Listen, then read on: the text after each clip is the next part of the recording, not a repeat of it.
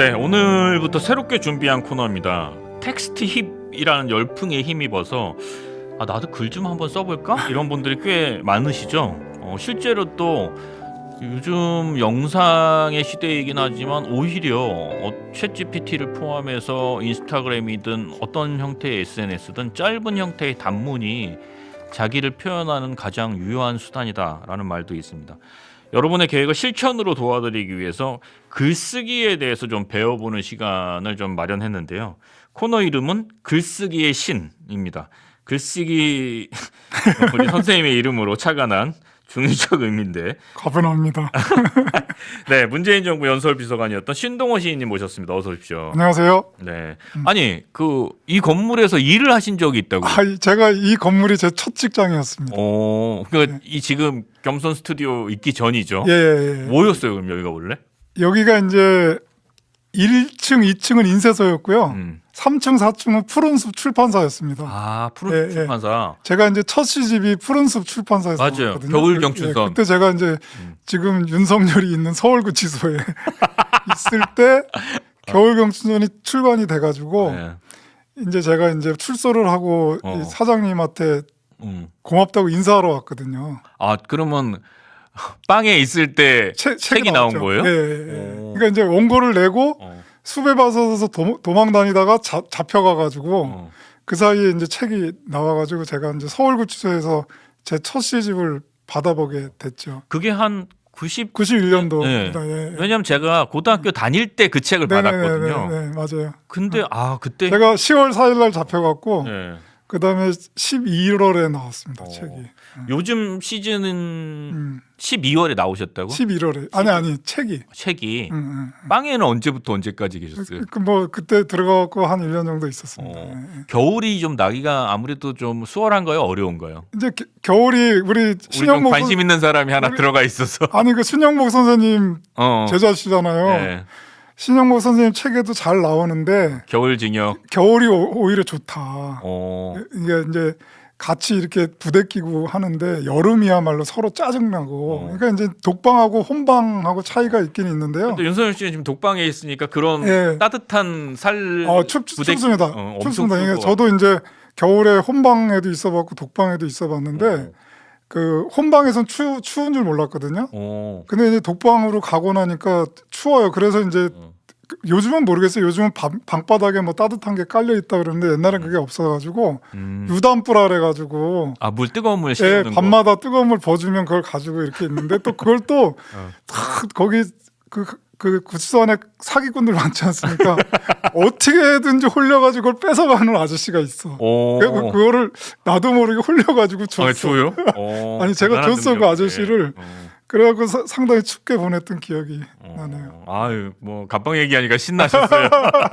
그건 아니고 아무튼 저 여기 올 때마다 그 옛날 생각이 나시겠구나. 사장님 생각도 나고 너무 고맙게 이제 인사하러 왔더니 뭐 일해볼 마음이 있냐 그래서 졸지에 제가 첫 직장을 출판사. 진짜 고마운 분이네. 너무 감사하죠. 빵제비를. 알겠습니다. 네. 자, 오늘 첫 시간의 주제는 우리 선생님의 전문 분야.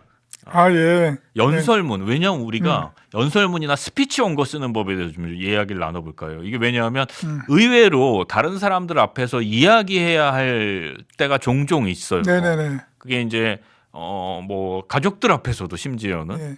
근데 시간이 지나고 이제 뭐 말을 원래 잘하는 사람도 있겠지만 이게 말하기가 좀 어려워서 조금 준비를 하고 싶은데 이게 또 이제 안 하던 일이니까 남 앞에서 얘기하기가 좀 어려운 일이니까 그래서 오늘 그 얘기를 좀 해보려고 하는데 대통령 연설문을 5년간 3,000편 정도 쓰셨잖아요. 뭐 연설문만 있는 건 아니고 SNS까지 다 포함해서 그렇습니다. 그래서 일단은 이 연설문을 쓰기 위해서 가장 중요하게 고려해야 될 것들이 뭔지 남 앞에서 말하는 그 원고를 쓰기 위해서 가장 중요하게 고려해야 되는 것은 무엇인지부터 요점 정리부터 한번 하고 갈까요? 뭐 아무튼 스티브 잡스의 저기 무슨 대학이죠? 그 대학 졸업 연설문이 되게 유명하잖아요. 스탠포드 졸업 연설문이 유명하죠. 그러니까 연설이라는 것은 어떤 청중을 대상으로 어떤 내용을 전달할 것이냐 이게 가장 중요한 거죠. 그러니까 대상을 먼저 생각해야 돼요. 예. 그러니까 뭐 대통령의 우리 탁비께서 워낙에 행사를 훌륭하게 잘 치르셨는데 그 특히나 또 문재인 대통령은 그 행사에 집중해라 그런 얘기 많이 하시잖아요. 뭐 예를 들면 뭐 이렇게 LNG 선이 뭐 거제도에서 출범한다. 그러면 이제 그 LNG 선이 우리나라에서 우리 손으로 만들었다는 의미 자체를 거기에서 그 노동을 통해서 만드신 분들에게도 격려해야 되고, 그렇죠. 또 우리 국민들에게도 이 성과를 알리고 자랑스러움을 전달해야 되고, 그리고 이것이 또 앞으로 우리 사회를 어떻게 변화시킬지를 이야기해야 되지 않겠습니까? 그렇죠. 예, 그러니까 이제 그런 것들을 가장 중점적으로 그 생각하는 게 연설이고요.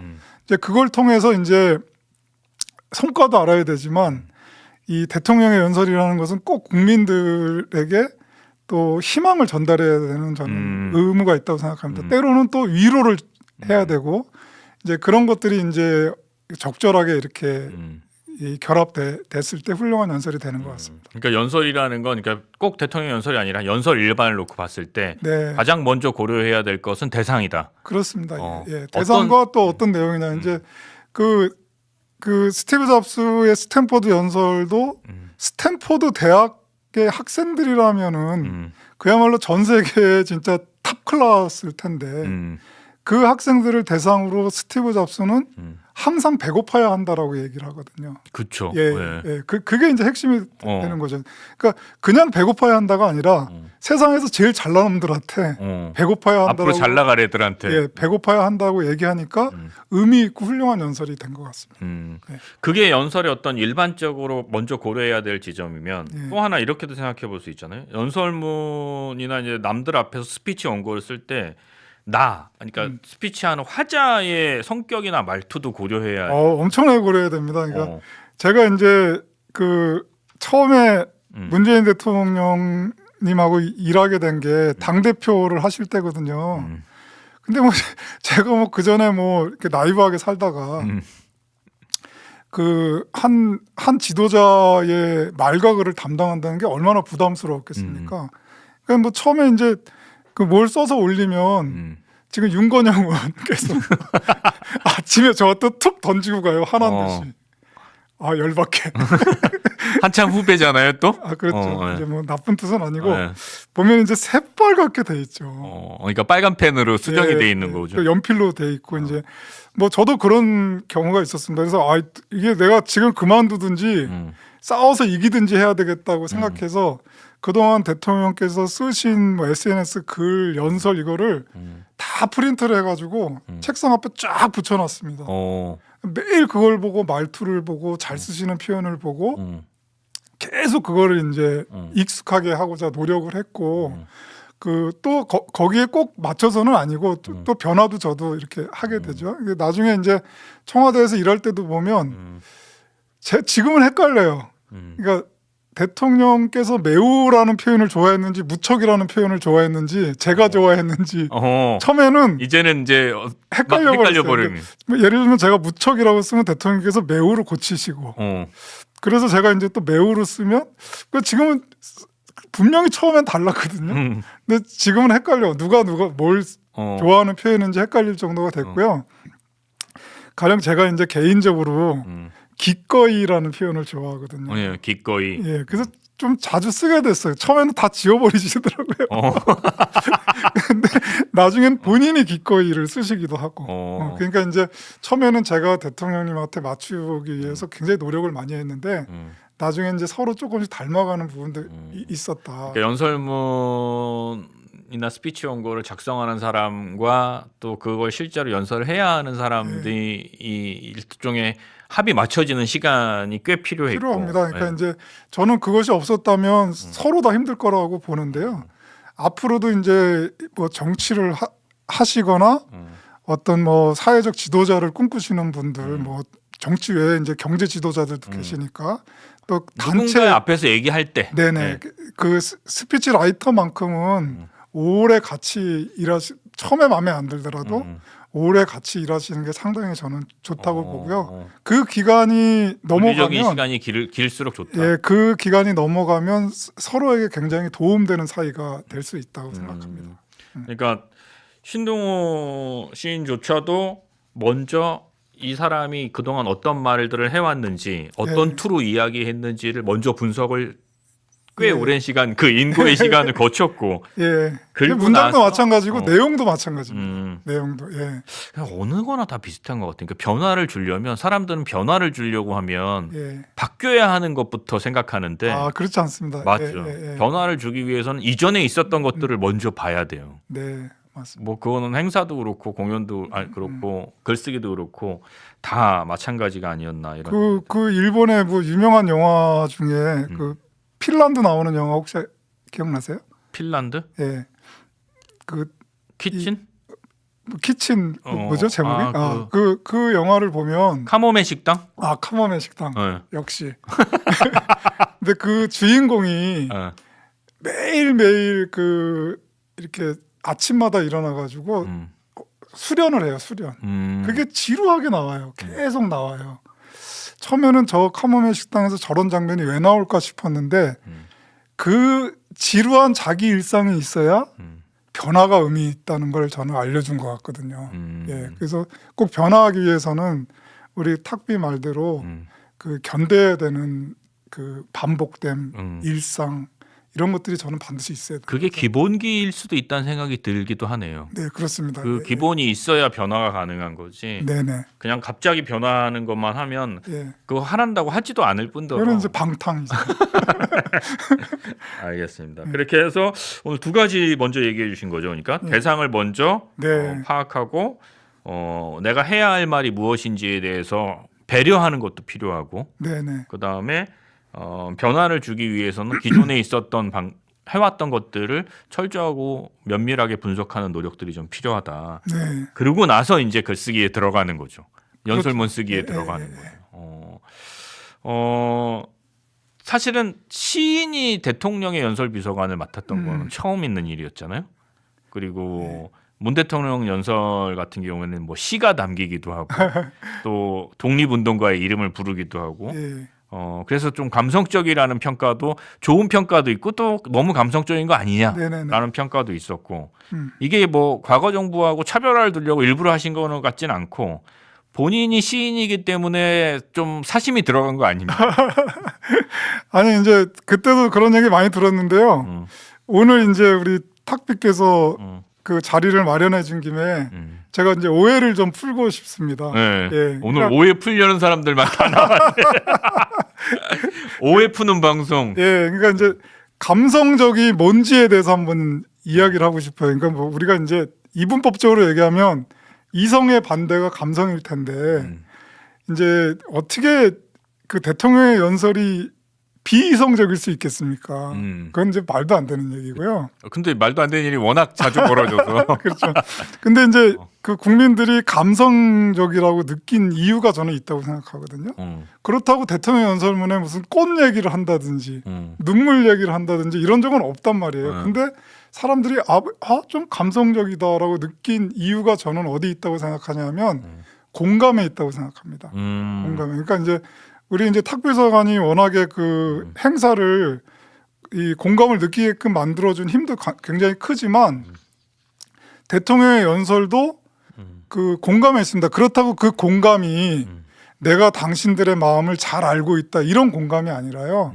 문장이 낳는 공감입니다. 문장이 낳는 공감. 제가 이제 그래서 제가 준비해 온 게 있습니다. 예. 오, 준비 많이 해오셨네. 예, 잘 보일지 모르겠는데 이건 책은 좀 나갑니까?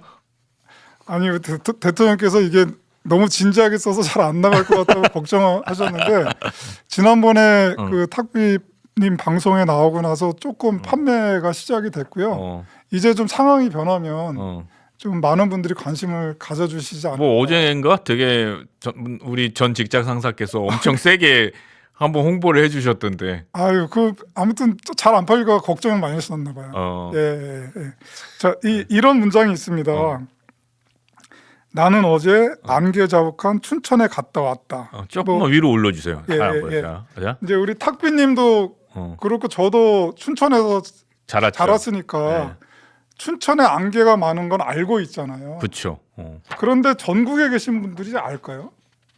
모르죠. 잘. 모르죠. 네. 그러니까 이제 보통 지식인들이나 글쓰기를 많이 하시는 분들이나 특히 논문 이런 문장들이 갖고 있는 특징이 바로 이렇습니다. 이제 아는 게 많다 보니까 아는 걸 앞에다 다 적는 거예요. 나는 어제 안개 자욱한 춘천에 갔다 왔다. 근데 이제 이렇게 비교해 보시면 이제 달라지는 걸 느끼실 겁니다. 조금 올려달래요. 예, 잘 안 보인다고. 예. 그리고 나는 어제 춘천에 갔다 왔다. 어, 안개가 자욱했다. 좋겠다. 우리 탁비님 느낌이 어떠신가요? 두 문장을 보시고 느낌이 어떠냐는 건 뭐 어떤 걸 물어보시죠? 이 앞에 문장하고 뒤에 문장하고 약간 다름이 느껴지시나요? 이거? 그렇죠, 그렇죠. 많이 느끼시죠? 많이 느껴지죠. 예. 아 죄송합니다. 답이 있나요? 아니 답이 있는 건 아니고요. 사실은 문장 쓰기는 아무것도 아닙니다. 그러니까, 그게 어려운데 왜 또 아무것도 아니, 아니래요? 지금 제가 얘기하는 거를 잘 기억해 놓으시면 되는데요. 나는 어제 춘천에 갔다 왔다 되게 친절한 이야기입니다. 나는 잘난 놈이 아닌 거예요. 내가 잘나가지고 나는 춘천에 안개 많은 줄 알아. 그래서 안개 자욱한 춘천에 갔다 왔더니 그걸로 끝납니다. 그렇죠, 그렇죠. 듣는 사람도 그래 알았어. 알았어. 딱 끝나는 거죠. 그런데 탁비 내가 어제 춘천에 갔다 왔어. 근데 안개가 자욱하더라. 뭔가 이렇게 왜 이렇게 떨리게 얘기를 하죠? 짠하지 않으세요? 마치 다음 이야기가 뭔지 그렇죠. 뭔가 이야기가 더 있을 것 같아요. 그래서 뭐 첫사랑 이야기일 수도 있고 고향 친구들의 뭐 상갓집에 갔던 이야기일 수도 있고 뭐 여러 가지 이야기가 뒤에 붙을 것 같은 그러니까 뭐냐 하면 친절하게 듣는 사람이 말하는 사람이 듣는 사람과 함께 가는 겁니다. 그래서 감성적으로 느껴진다는 겁니다. 그러니까 앞에 문장은 내가 잘난 척하면서 이야기한 그리고 완결된 하나의 그렇죠. 그냥 문장. 이걸로 끝. 더 이상 이야기가 없는. 더 이상 이야기도 없고 쫓아오지도 못하죠. 나는 어제 안개 자욱한 춘천에 갔다 왔다. 이걸로 그냥 이야기는 끝난 거예요. 끝. 어떤 기대감도 없고 그리고 약간 재수 없음이 있어. 그렇죠. 그러니까 자기 얘기를 듣고자 하는 사람들을 더 이상 쫓아오지 못하게 딱 만들어 버리는 거죠. 그리고 반면에 나는 어제 춘천에 갔다 왔다. 안개가 자욱했다.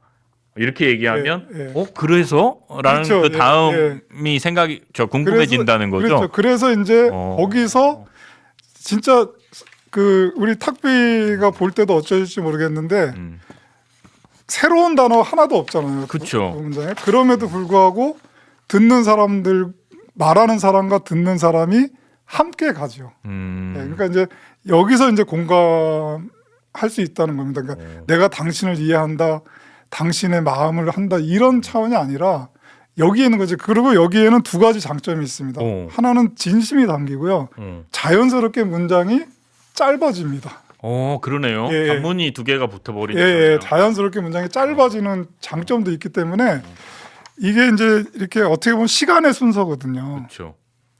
시간의 순서대로 내가 아침에 일어나서 이 닦고 세수하고 뭐 이게 아무것도 아닌 것 같지만 그 시간의 순서를 가지고 글을 쓴다는 거, 그 되게 참을성이 필요하거든요. 그렇죠. 나는 빨리빨리 다 쓰고 싶은데 막 생각이 나는 대로 막 써야 되는데 그거를 꽉 누르고 이 생각의 순서, 시간의 순서대로 자기가 글을 쓴다면 아무것도 아닌 이야기도 서로 말하는 사람과 듣는 사람이 함께 갈 수 있게 된다는 겁니다. 꽤 유용한데요? 네. 그동안 살면서 저한테 한 번도 이런 유용한 얘기는 안 해주셨어요.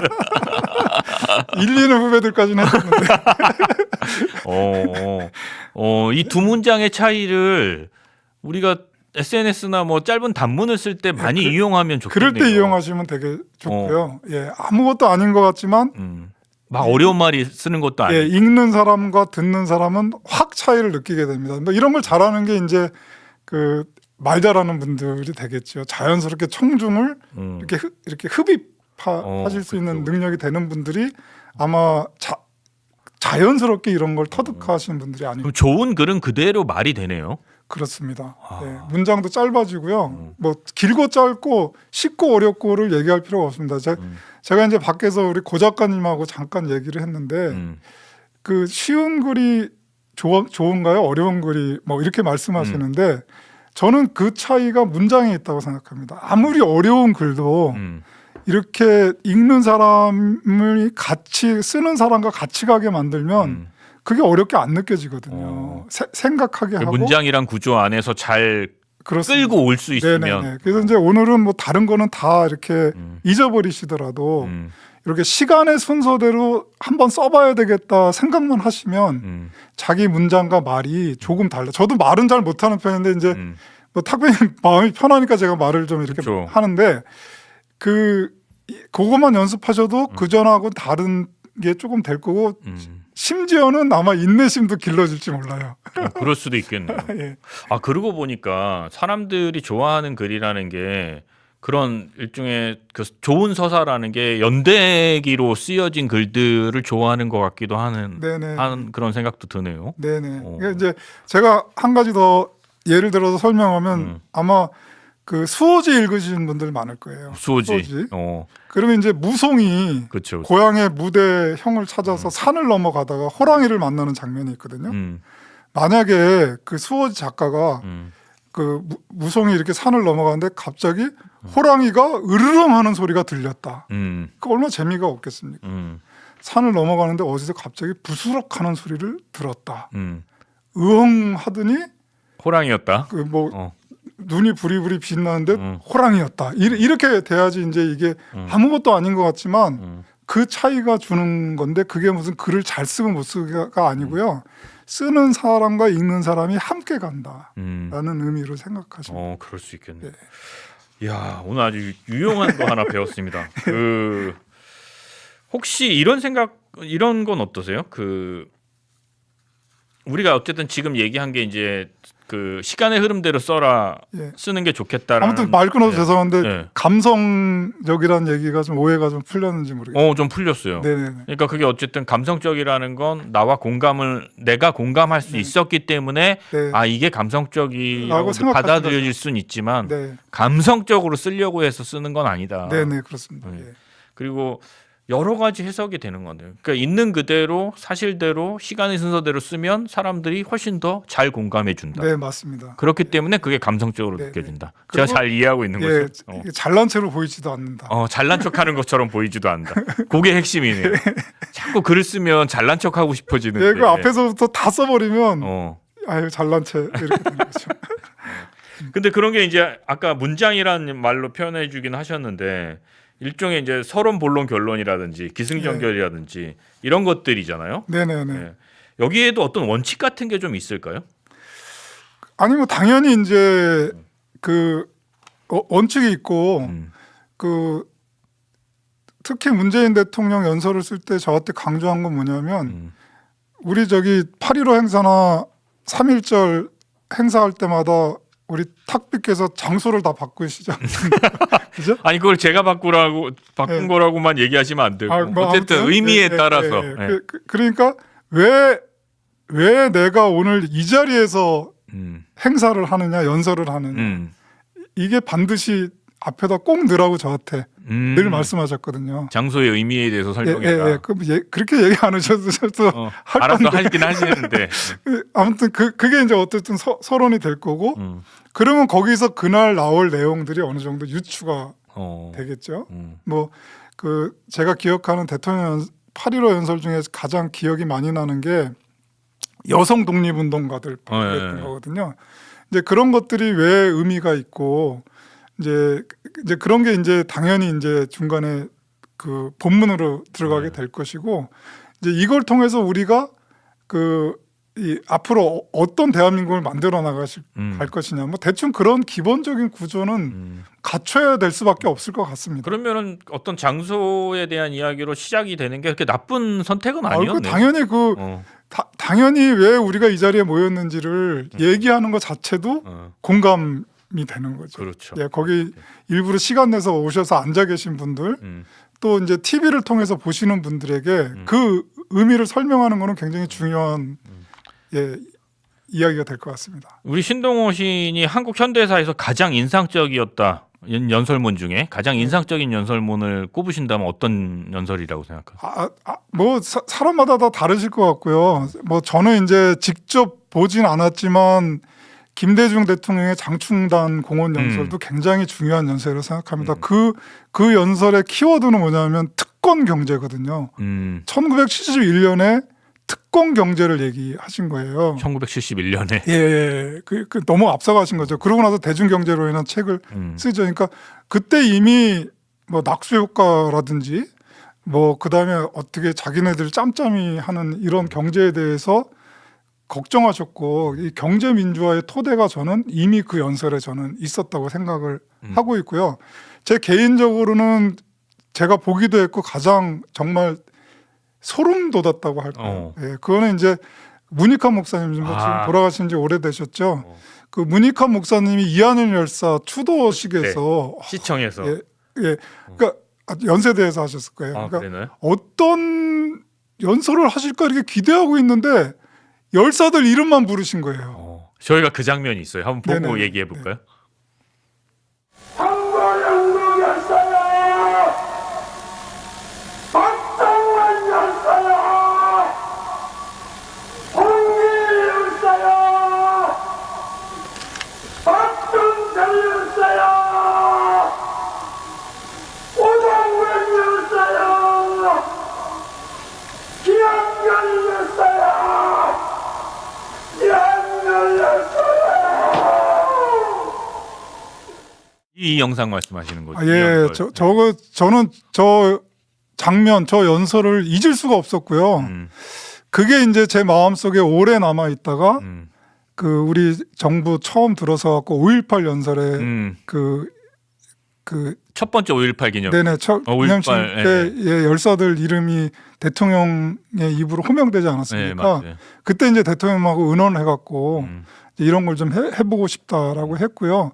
저 연설의 의미는 뭐냐면 열사들을 원오브 댐으로 두지 않고 한 사람 한 사람의 의미를 부여한 거라고 생각하거든요. 그렇죠. 예, 근데 이제 우리 정부가 촛불에 의해서 들어섰기 때문에 국민 한 사람 한 사람의 의미를 부여하고 또 5.18을 알리기 위해서 이렇게 죽어간 열사들의 그 한 사람 한 사람에 대해 의미를 부여하는 이제 그런 게 맞아서 그 오마주를 할 수 있었던 그런 오마주이기도 하고 제문 쓰던 심정으로 쓰셨을 것 같기도 하고 그래요. 네, 그렇습니다. 네. 그러면 마지막 질문인데 청와대에서 이제 연설비서관으로 일했을 때 가장 기억에 남는 연설문은 뭐였나요? 그거는 이제 제가 지난번에 나왔을 때 잠깐 말씀드렸는데 우리 탁비가 너무 행사를 잘 만들어서 자꾸 그 얘기 좀 하지 마. 연설이 이렇게 좀 그 행사에 비해서 좀 떨어진 게 너무 지금도 마음이 아픈 6.25 70주년 연설이 저는 가장 기억에 남고요. 뭐 이렇게 뭐 대통령 생각은 어떠신지 모르겠습니다. 근데 대통령도 마찬가지라고 생각이 들어요. 왜냐하면 저는 그 연설을 6개월 전부터 준비했고 대통령께서는 2달 전에 저한테 물어보셨거든요. 너무 이례적이었어요. 보통 그렇게 2달 전에 물어보시는 경우가 거의 없고 아무리 빨라야 한 2주 전 이랬는데 이제 그만큼 대통령께서도 신경을 많이 쓴 연설이었고 또 그 덕분에 저도 이제 공부를 되게 많이 했던 기억이 나는데요. 그 연설 장면도 잠깐 보고 올까요? 그러면? 예. 평범한 사람을 가장 위대한 애국자로 만든 것도 6.25 전쟁입니다. 농사를 짓다 말고 학기를 다 마치지도 못하고 가족을 집에 남겨두고 떠난 우리의 이웃들이 낙동강 전선을 지키고 서울을 수복한 영웅이 되었습니다. 뭐 뒤에 더 많은 부분은 아마 유튜브에 많이 있을 테니까 관심 있는 분은 찾아보시면 되고 왜 저 연설이 그 지난했던 연설 준비 과정도 그렇지만 특별히 어떤 대목 때문에 가장 기억에 남는 연설이 된가요? 이제 아무튼 대통령들마다 철학이 좀 다르긴 하지만 그 노무현 대통령, 문재인 대통령의 기본 철학은 저는 뭐 국토균형 발전도 있지만 국민 통합이라고 생각하거든요. 특히 이제 그 경상도 지역에서 민주화 운동을 하면서 겪었던 어떤 그런 경험 이런 걸 통해서 정말 그 지역색을 버리고 또 이념을 버리고 그 국민들이 통합할 수 있다는 그것이 본인들의 정치적 목표 중에 하나가 아니었을까 맞아요. 생각이 네. 들고요. 저 6.25 연설이 중요한 의미를 갖는 거는 그동안 6.25에 대해서도 이렇게 이념적으로 갈라져 있었기도 하고 네. 또 저도 한때 이렇게 대학생 시절에 아버지들의 삶에 대해서 부정해 본 적도 많이 있었습니다. 그렇죠. 그걸 받아들일 때까지 시간이 꽤 걸리죠. 네네. 어떤 아들들은 되게 다 그렇죠. 그런데 이제 어느 날 저도 이제 공부하다가 느끼게 된 건데 6.25야말로 국민을 탄생시킨 전쟁이다라는 제가 논문을 보게 됐어요. 그게 굉장히 제 마음속에 많이 잡고 그때부터 아버지 생각을 하게 됐습니다. 아버지가 이 일제시대에 서학교를 다니면서 기미가요를 배우고 그 다음에 이제 해방을 겪었지만 정말 자기 정체성이 뭔지에 대해서 정말 이 가난한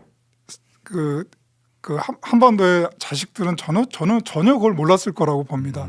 그런데 전쟁을 통해서 정말 그 처절하고 가장 첨예한 현장에서 내가 지킬 것이 생기고 내가 지킬 수 있는 사람이 되고 그러면서 그 한 사람이 가졌을 그 국민으로서의 정체성 이거에 대해서는 그동안 너무 생각을 못 해봤구나. 나조차도 이념적 편향을 가지고 못 생각했구나. 이제 그런 생각이 들었고요.